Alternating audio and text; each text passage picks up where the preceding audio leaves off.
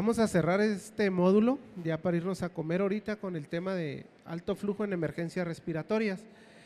Por lo tanto, yo soy Oscar Castro y vengo de la ciudad de Tijuana, soy terapeuta respiratorio. Gracias por estar aquí. ¿Qué es la terapia de alto flujo? Vamos a hablar un poco de algunos dispositivos que nos dan este tipo de terapias y cómo están conformadas o cómo es que funcionan.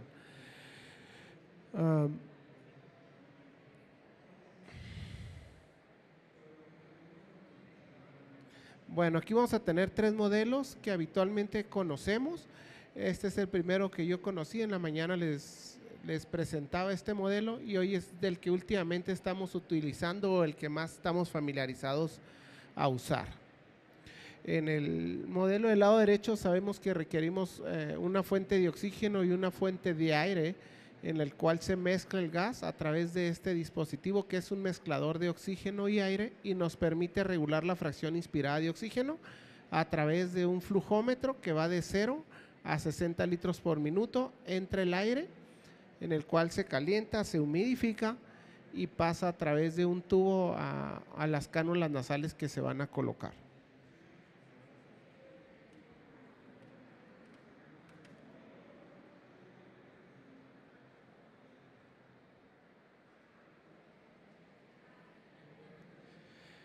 Estas cánulas a su vez es un modo único de asistencia respiratoria no invasiva que administra oxígeno, una cantidad de oxígeno humidificado, calentado a una fracción inspirada de oxígeno. En este tipo de modelo realmente es un modelo muy simplificado que nos ha permitido poder dar este tipo de terapia. Aquí viene una línea de oxígeno al flujómetro de la pared de la toma de oxígeno que nos permite conectar al equipo y nosotros a través del equipo, nuevamente les vuelvo a decir, bueno, más o menos cómo está compuesto.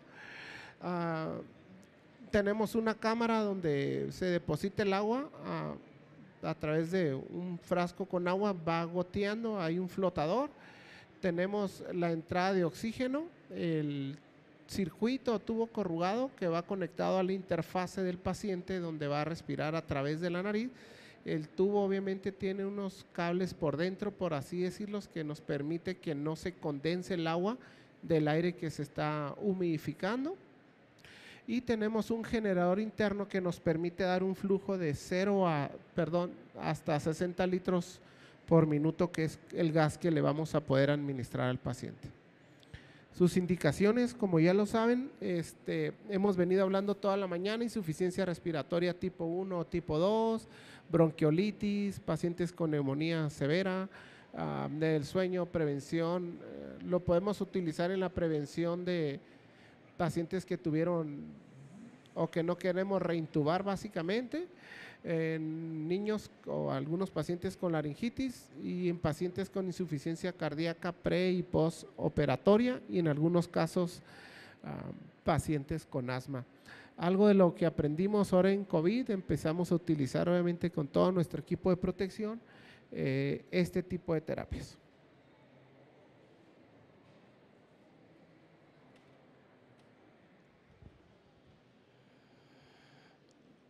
Tenemos siempre que recargar básicamente cómo es que funciona, cuál es su mecanismo de acción, que lo vamos a estar repitiendo constantemente hoy y mañana.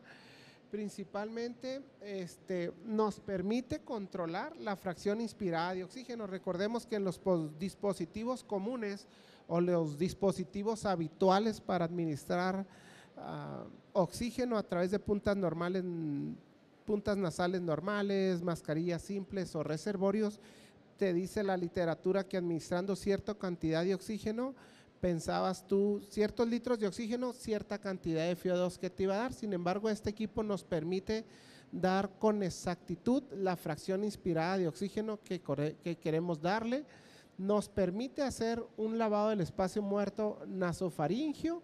Este es un efecto del espacio muerto, que es donde no hay intercambio de gas. Permite a través de este flujo de aire a esta concentración eliminar ese espacio muerto y que esté realmente mayor concentración el aire. hay una reducción a través de esto del esfuerzo inspiratorio del paciente, que ese básicamente es el principal objetivo del alto flujo, ¿no? Que disminuye el trabajo respiratorio del paciente a través del flujo que le está entrando y a través del oxígeno o la concentración que le estemos dando. Hay una generación, se dice que puede generar una presión positiva al final de la expiración. Podemos llegar hasta 4 o 6 centímetros de PIB, siempre y cuando el paciente esté respirando solamente por la nariz, sin estar respirando a través de la boca. ¿Por qué? Porque el flujo de aire entra a través de unas puntas nasales directas.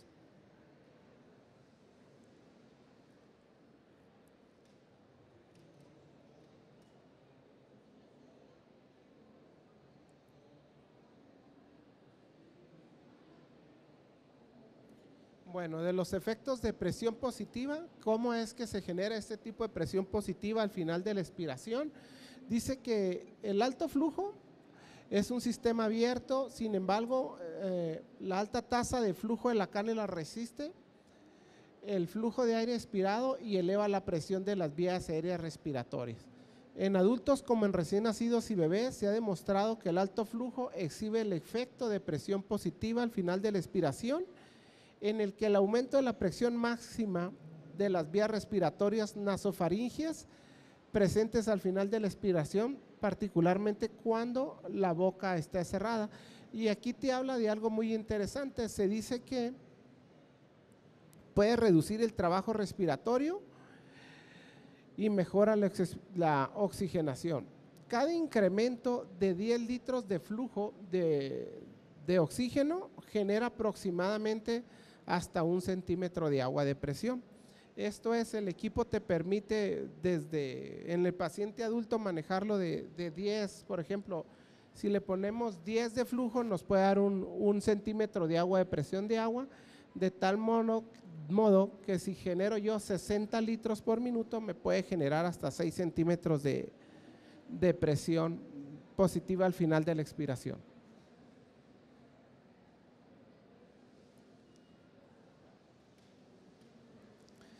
La fracción inspirada de oxígeno, ¿cómo se controla fisiológicamente? El flujo inspiratorio y el volumen corriente varían dependiendo de la respiración del paciente, pero este equipo lo que nos permite es a nosotros seleccionar adecuadamente cuánto es el nivel de oxígeno que queremos dar. Los pacientes con insuficiencia respiratoria exigen tasas de flujo inspirado más altas que exceden las tasas de flujo como los otros tipos de dispositivos para administrar oxígeno, lo que resulta un arrastre de aire ambiental y una reducción de la FiO2 del gas administrado. Esto es, si tú pones una mascarilla convencional de 10 o 15 litros por minuto, el paciente puede empezar a meter aire, pero a su vez hace una mezcla en la inspiración y puede reducir la tasa de fracción inspirada de oxígeno. Sin embargo, con este dispositivo de alto flujo, independientemente de la cantidad de aire que uno le esté administrando, aseguramos que la fracción inspirada de oxígeno es la que nosotros seleccionamos.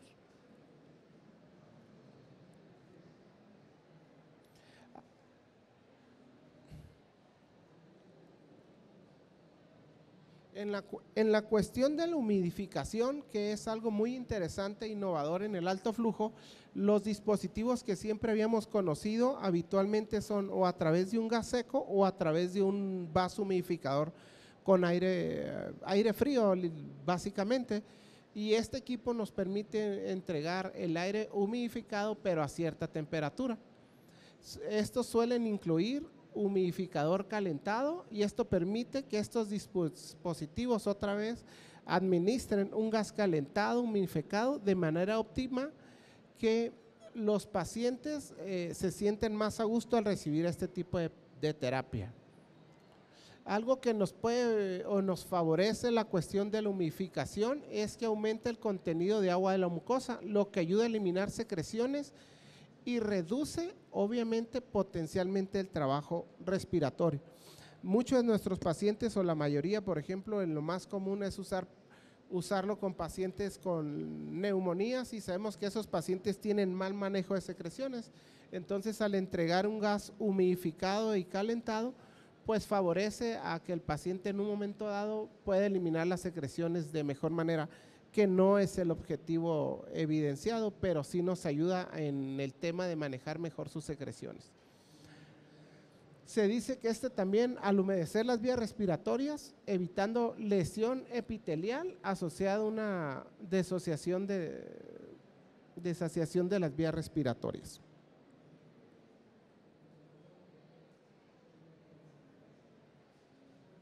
Las interfaces que utilizan pues son muy cómodos, son unas puntas muy flexibles y muy tolerables al paciente. En los pacientes adultos hay 3 medidas, S, M y L. Sin embargo, en el tema pediátrico neonatal, ahí sí hay varias medidas dependiendo el peso, dependiendo la edad de los pacientes. Son suaves, son flexibles, realmente son muy buenas. En la ventilación no invasiva, comparado pues lo que hacen estas interfaces comparándola con la ventilación no invasiva, es difícil de manejar durante periodos prolongados, lo que convierte al alto flujo en una alternativa potencialmente interesante para los pacientes que no queremos intubar. En el tema comparado con ventilación no invasiva, sabemos que mucho tiempo puesta la mascarilla a veces provoca lesiones en la piel y no es muy confortable con el paciente. De tal manera que en un momento dado pues podemos alternar ventilación no invasiva con cánulas de alto flujo.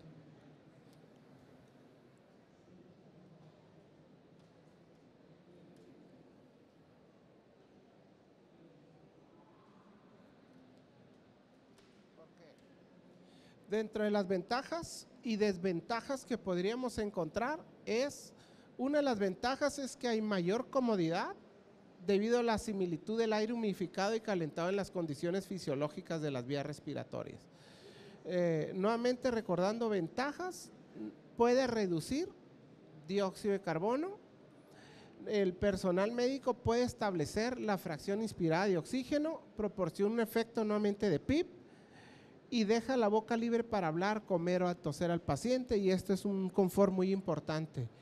Dentro de las desventajas es que hay posible malestar debido al flujo tan alto que podemos someter al paciente. Hace rato uno de nuestros compañeros decía, pues si llega con mucha necesidad de aire o muy desaturado, probablemente te vas hasta 60 litros por minuto, lo cual realmente es un aire muy excesivo y sí causa mucho disconfort en el paciente cuando lo está usando.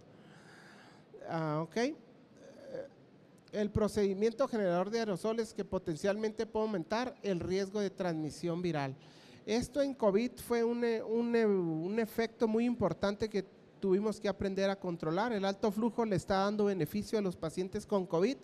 Sin embargo, el riesgo de transmisión viral, el aire que sacaba el paciente, pues era transmitible hacia nosotros y teníamos que usar mayor equipo de protección personal a utilizar esos dispositivos.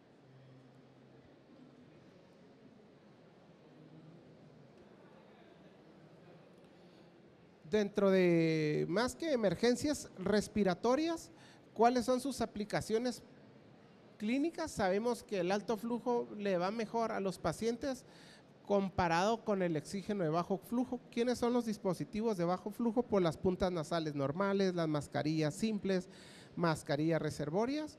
Hay ya numerosos estudios de qué tanto beneficio puede darse alto flujo contra ventilación invasiva. Yo más que enfrentarlos pensaría en que podemos utilizar los dos a su vez y que el paciente le puede ir mejor si combinamos estos dos tipos de terapia. La ventilación invasiva yo creo que fue una herramienta por muchos años muy usada, muy buena. Sin embargo, la única desventaja en mi medio, que yo trabajo en un medio donde es sector público, sabemos que no hay interfaces adecuadas, sabemos que no tenemos las mascarillas adecuadas, comparado con cánulas de alto flujo que a su vez tenemos que tener el material listo, ¿no? Aquí inventábamos cómo ponerlos. En cánulas de alto flujo o tienes el equipo adecuado o no lo vas a poner, no lo vas a poder poner.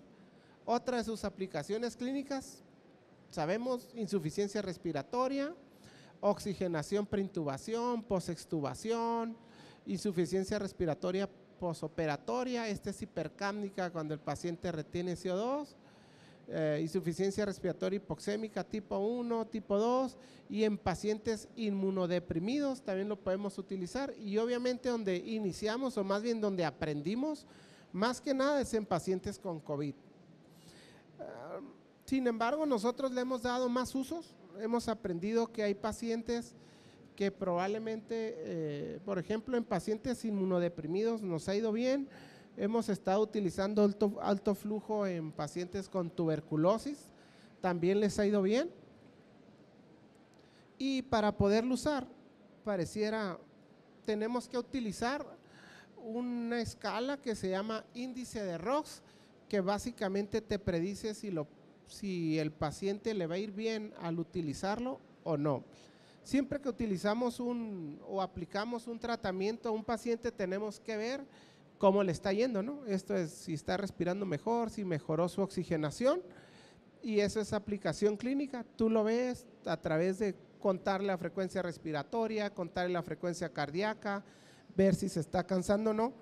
Pero si no tenemos una gasometría a la mano, pues de manera inmediata o de manera inicial tienes que sacar esto que se llama índice de ROX, que te permite ver a través de un oxímetro la saturación del paciente, cuánto oxígeno tú le estás dando a través del dispositivo de alto flujo y su frecuencia respiratoria. Esta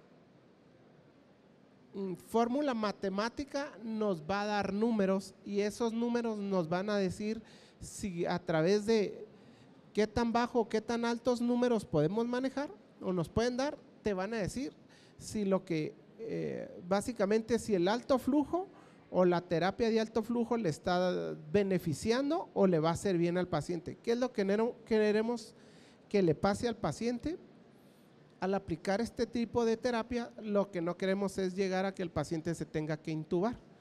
Pero este tipo de terapia beneficia mucho, sin embargo te dice que tienes que poner el equipo, sacar el índice de ROX y te va a dar números a las 2 horas, a las 6 horas o 12 horas o desde la primera hora. Si los números de esta fórmula están abajo de 3, probablemente tengas tú que no retrasar e intubar al paciente. Eso es que lo que le estamos dando no le está ayudando, a pesar de 3, 4 o 6 horas de terapia, no son beneficiosas. Sin embargo, si los resultados son mayores a 4, por así decirlo, es que la terapia le está funcionando y va a ser beneficiosa para el paciente.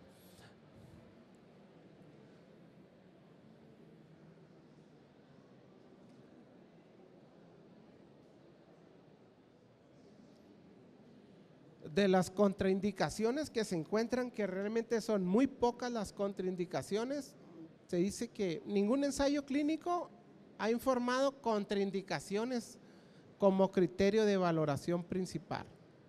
Esto es, técnicamente no hay ninguna contraindicación de por qué no usarlo. Sin embargo, sí tenemos que prevenir. Les vuelvo a recordar que a quien tratamos es al paciente, y si ves que no le está funcionando, ese paciente seguramente va a requerir ventilación mecánica y lo tendríamos que entubar. Contraindicaciones relativas incluyen cualquier factor que impida una cánula nasal que se ajuste adecuadamente, como irregularidades en la nariz, en la cara o en las vías respiratorias, o antecedentes de cirugías en esta. Esto es como son unas puntas que van a la nariz del paciente. Si hay algo anatómico que no permita, pues no lo vamos a poner, ¿no? Y se dice que algunos expertos evitan la cánula de alto flujo después de una cirugía de vías respiratorias superiores para evitar el riesgo de que la alta presión pueda precipitar tromboembolismo venoso. Esto parece ser un equipo muy noble. Sin embargo, yo quise añadir algo en esta plática muy importante. Utilizamos alto flujo como terapia, como oxigenoterapia muy buena. Sin embargo, muchos de nuestros pacientes requieren ser nebulizados, y el reto es cómo vamos a nebulizar a esos pacientes cuando tienen cánulas de alto flujo.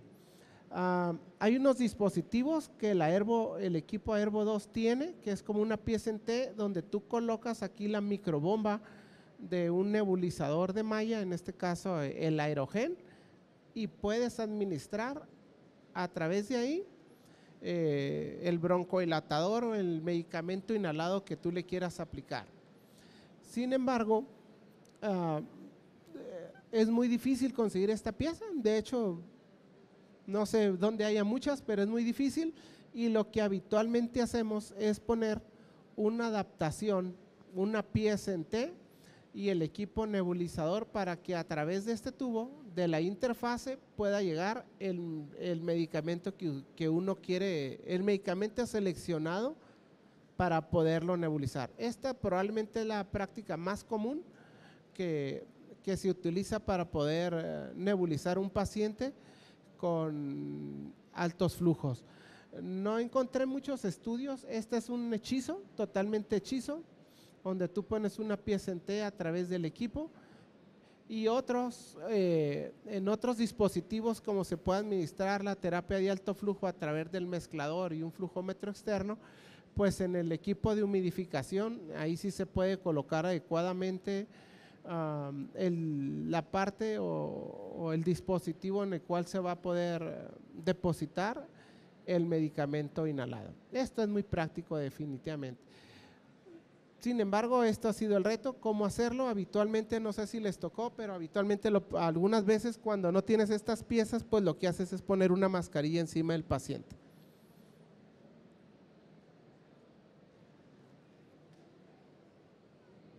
¿Más la siguiente? Otra de las alternativas que últimamente se ha visto en el tema de rehabilitación pulmonar es poder utilizar a través de, en tu área de rehabilitación pulmonar, obviamente monitorizado al paciente con tu oxímetro y tus electrodos ahí para ver frecuencia cardíaca, es que el paciente entre al área de rehabilitación pulmonar y puede utilizar terapia de alto flujo durante sus sesiones de ejercicios. El trabajo respiratorio, la tendencia es que empiece a disminuir por los factores que ya hemos estado hablando, y obviamente puede haber también aumento del trabajo respiratorio al estar haciendo esto, al estar haciendo ejercicio disminuye la saturación, la ventilación pulmonar aumenta, el metabolismo aumenta, y como son pacientes con daño severo en los pulmones que probablemente no puedan tolerar mucho tiempo de hacer ejercicio, pues ¿qué haces? Pues les conectas el equipo de alto flujo para compensar todo lo que no queremos que pase.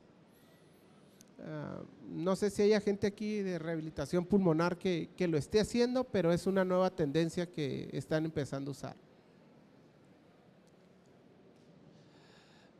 No sé si se alcance a ver, pero este es un flujograma de cómo podemos utilizar nosotros o cómo iniciar la terapia de alto flujo. Este es un flujograma que utilizan en unas áreas de San Diego, que traté nos lo compartieron, no es mío, no es del hospital donde trabajo, pero más o menos es como tú puedes empezar a iniciar a utilizar el alto flujo. No se alcanza a ver por cuestiones de luz, pero lo primero es, ¿tu paciente tiene falla respiratoria hipoxémica? Obviamente sí. Y te dice, ¿tienes criterios inminentes para intubarlo? Esto es, tiene pérdida del estado de conciencia, está chocado el paciente. Si tienes esos criterios, no te dilatas e inicias ventilación no invasiva. Si no los tiene, esto es, todavía está consciente, aunque obviamente va a estar baja su saturación, inicias con estos parámetros de alto flujo. ¿Cuáles? FiO2 al 60, a un flujo de 40 litros por minuto y a una temperatura de 37 grados. Nuevamente te vas y empiezas a evaluar, empiezas a monitorizar al paciente. ¿Qué monitorizas? Si su frecuencia respiratoria está por arriba de 70. Si a pesar de esto que tú le iniciaste, su saturación está entre 88 y 92, y si tienes una gasometría donde hay presencia de una acidosis respiratoria con un PaCO2 mayor de 45 y hay persistencia de aumento de músculos respiratorios, sí, esto es, tu paciente de su inicio está empeorando. Pues ¿qué te lleva a hacer? Pues aumentar más parámetros o nuevas titulaciones en el alto flujo. ¿Cómo? La meta es que tu paciente sature arriba del 92%. ¿Qué puedes hacer? Teníamos 60% de FiO2, empieza a incrementar de 5 en 5 la fracción inspirada de oxígeno hasta llegar a esta meta. Igual, tu paciente sigue malo, ¿qué otro parámetro puedes titular? El flujo. ¿Cómo? Si tenías 40, puedes empezarlo a titular, aumentarle de 5 o de 10 litros hasta que el paciente, su respiración disminuya o mínimo llegue a 30 respiraciones por minuto. Acuérdense que aquí estaba muy taquipnéico el paciente, entonces queremos que mínimo esté en un estándar de 30 respiraciones por minuto, llegando a una meta de 92% de saturación. Y la temperatura se puede mantener, o si el paciente siente que el aire esté muy caliente, pues podemos disminuirla a 34 grados centígrados. Lo inicias, lo evalúas, 15 minutos después, ¿qué haces? Ya hiciste modificaciones. Una hora después, nuevamente empiezas a evaluar al paciente y ¿qué haces? ¿Hay presencia de alguna de estas? La frecuencia respiratoria es menor de 30. Hay disminución del trabajo respiratorio, ya no ves signos de dificultad respiratoria, disociación tórax abdominal, aleteo nasal, todos esos signos de disociación. Su saturación ya se encuentra en 88, 92%, la PAFI ya está arriba de 92, acá había una acidosis respiratoria, acá ya disminuyó. Si todo esto no bajó aquí, si no encontramos todo eso, esto es a pesar de una hora de terapia de alto flujo, quiere decir que no estamos llegando a ninguna meta y que nuestro paciente se está deteriorando. Si nuestro paciente se está deteriorando, ¿qué tenemos que hacer? Llegar a ventilación mecánica e intubar al paciente. Sin embargo, si llegamos a estas metas, esto quiere decir que el paciente le está yendo mejor y te vas nuevamente a un monitoreo continuo y ya puede ser cada 4 horas ese tipo de monitoreo. Entonces, ¿a qué llegamos? Ya cada 4 horas hay presencia de una de estas cosas. La FiO2 ya está habíamos empezado en 60, aquí la habíamos subido hasta llegar a esta meta, pero si ya estamos mejor o el paciente ya está mejor, ¿qué tenemos que llegar? A que el paciente requiera cuando menos FiO2 abajo de 50% con un flujo menor de 30 litros comparado contra los 40 o los 60 que por acá nos habíamos ido, que su PO2 ya que haya hecho el efecto de barrido de CO2, un pH arriba de 7.32. Habíamos dicho que si el paciente podía tener una acidosis respiratoria, aquí ya se corrigió. ¿Va bien?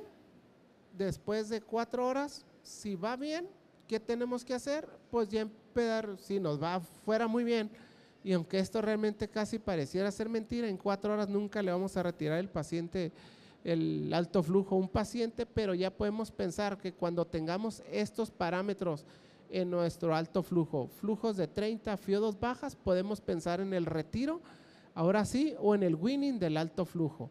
El primer decremento, acá era igual, aumentamos FiO2 al 5%, pues esto va a ser igual, ¿no? ¿Cómo lo vamos a empezar a disminuir? De 5 en 5 vamos a empezar a disminuir la fracción inspirada de oxígeno hasta llegar a saturaciones adecuadas. Cuando tengamos ya FiO2 debajo del 40, ya es cuando podemos pensar en cambiar el dispositivo de alto flujo por un dispositivo convencional. Si a pesar de todos nuestros esfuerzos no logramos llegar a ninguna meta, o lo pasamos a que se entube o le hablamos ahora sí al experto. Con este flujograma, ¿qué quiere decir? Que nosotros, cualquiera de nosotros, teniendo metas y haciendo pausas y pegándote tú al paciente, porque así se dice, tienes que estar a la cabecera del paciente, tú puedes hacer muchas modificaciones para beneficiar o darle mayor beneficio al paciente, modificando los parámetros que nos permite modificar el alto flujo. Cuando tu paciente, en el caso más exitoso, ya le estés administrando FiO2 abajo de 40, ya puedes pensar en utilizar otro tipo de dispositivo, probablemente una mascarilla con reservorio a 15 litros por minuto. Entonces este es un flujograma muy sencillo que te recuerda cómo iniciar, vigilarlo a los 15 minutos, a la hora, y de ahí empezar a tomar decisiones. Si aumentas parámetros, pero si a la hora no hay resultados favorables, seguramente tu paciente va a requerir intubación. Este es algo muy importante, nunca debemos de retrasarlos. Sin embargo, en alto flujo algunos colegas van a compartir esta experiencia. Teníamos criterios, pacientes muy graves para intubarlos, pero no había ventiladores.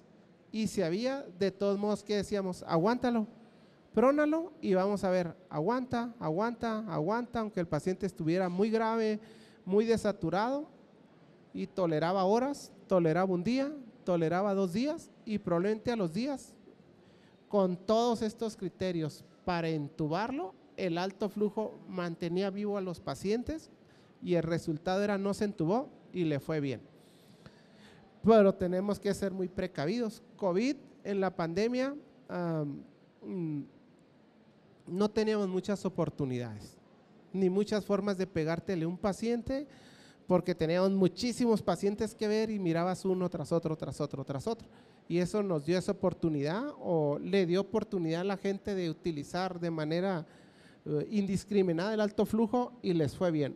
Si tú tienes un solo paciente, pégatele, evalúalo y no corras tanto riesgo.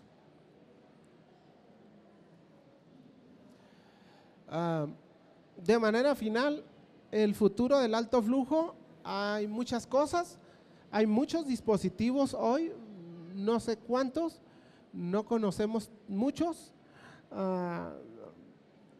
aunque este es un sistema de humidificación, ya viene, lo que todo el mundo conocemos es el Airvo 2, ya viene el 3, o ya hay 3, en México todavía no, hay otros dispositivos, hay otras marcas, y hoy lo que últimamente ha surgido, la tecnología que los ventiladores convencionales, así como te dan una ventilación de neonato, pediátrico o adulto, o te permiten ventilación no invasiva, hoy ya hay muchas marcas de ventiladores que te dan la terapia de alto flujo ahí mismo. Sin embargo, el sistema de la interfase, el sistema de la humidificación, siempre deben de estar aunados a este tipo de ventilador. El Hamilton, por ejemplo, el T1, tiene una gran ventaja. Este es un ventilador de traslado. Todos los dispositivos que conocemos para alto flujo no te permiten trasladar a ningún paciente con terapia de alto flujo, salvo que me equivoque, probablemente hay otros ventiladores igual, pero casi estoy seguro que es de los pocos que te permiten trasladar a un paciente dándole terapia de alto flujo. Un ventilador normal, pues no. Tampoco, ni ninguno de estos tipos, ni el Airvo te permite hacer un traslado porque no tienen baterías.